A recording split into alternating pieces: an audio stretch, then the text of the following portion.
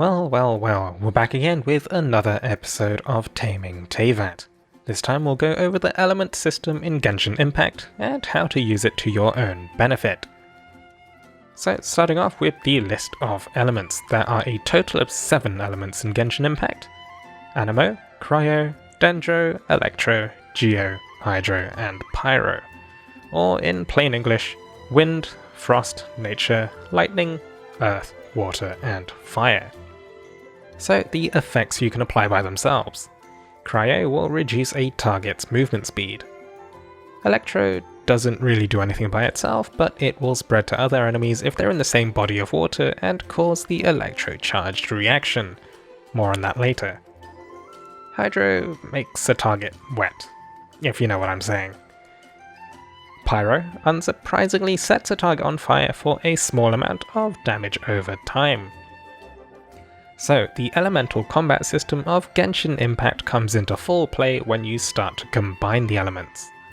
The first couple of interactions I'll go over are Amplifying Reactions, which apply damage modifiers to triggering elemental attacks.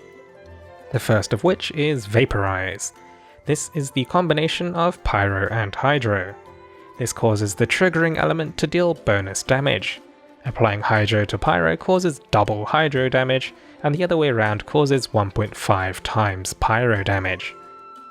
The second and last amplifying reaction is Melt. This is like Vaporize but with Pyro and Cryo instead. Applying Pyro to Cryo causes double Pyro damage, and Cryo to Pyro causes 1.5 times Cryo damage. The rest of the reactions don't amplify damage in the same way, but they otherwise have their own unique modifiers or effects. Combining Electro and Pyro in any order causes the Overloaded reaction, which causes additional Pyro AoE damage. The Overloaded AoE is also capable of shattering stone objects. Later on, you'll also encounter enemies with stone shields, which you'll mostly want to use either Overloaded or Claymore attacks to deal with. Combining Electro and Cryo in any order causes the Superconduct reaction, which causes AoE Cryo damage. The original target, as well as any targets hit by the AoE, will have their defense reduced by 8 seconds. The estimated defense debuff is between 15 to 30%. Combining Electro and Hydro in any order triggers the Electro-charged reaction for bonus Electro damage. If multiple wet targets are in close proximity, this can chain between them. Applying an ammo to targets afflicted with Cryo, Electro, Hydro or Pyro causes the Swirl reaction, which can cause the original effects to spread to nearby targets for more reactions. Applying Cryo to targets afflicted with Hydro will cause them to become frozen, which means they'll be unable to move or act for a period of time. And while not really a reaction, frozen targets can be shattered by certain attacks. The simplest way of shattering, but not the only way, is generally Claymore attacks. Then we have Geo. Geo combines with most elements to cause the Crystallize reaction, which causes crystals to be dropped that can be picked up to grant a damage blocking shield. The shield is more effective against the associated element.